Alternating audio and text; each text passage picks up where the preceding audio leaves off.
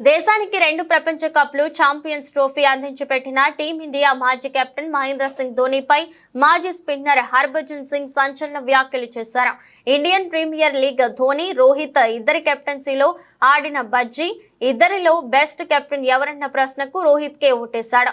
ధోనీ కెప్టెన్సీలో భారత జట్టు 2007 టీ20 ప్రపంచ కప్, 2011లో వన్డే ప్రపంచ కప్ గెలుచుకోగా 2013లో ఛాంపియన్స్ ట్రోఫీ గెలుచుకుని ఐసీసీ అన్ని ట్రోఫీలు గెలుచుకున్న జట్టుగా రికార్డులకెక్కింది.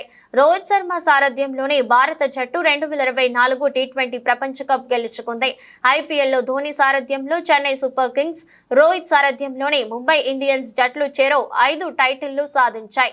ధోనీతో పోలిస్తే రోహిత్ బెస్ట్ కెప్టెన్ అని కితాబునిచ్చిన హర్భజన్ సింగ్, రోహిత్ తన ఆటగాళ్లకు చేరువగా ఉంటాడని, ధోనీతో పోలిస్తే ఈ లక్షణాలు అతన్ని వేరుగా ఉంచుతాయని ప్రశంసించాడు. ధోనీతో కంటే రోహిత్ తోనే ఆటగాళ్లు ఎక్కువగా కనెక్ట్ అవుతారని పేర్కొన్నాడు.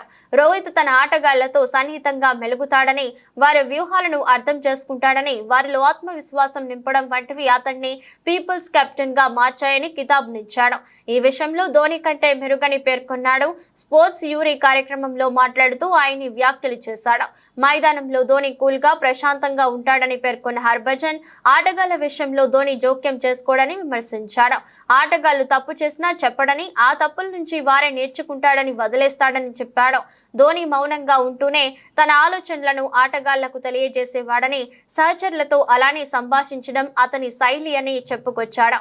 అదే సమయంలో రోహిత్ ఆటగాళ్లతో కలిసిపోయే విధానం, మాట్లాడే తీరు వారిలో నమ్మకాన్ని పెంచడం వంటివి ధోనీ కంటే భిన్నంగా నిలబడతాయని, ఆటగాళ్లలో విశ్వాసాన్ని పెంచుతాయని వివరించాడు.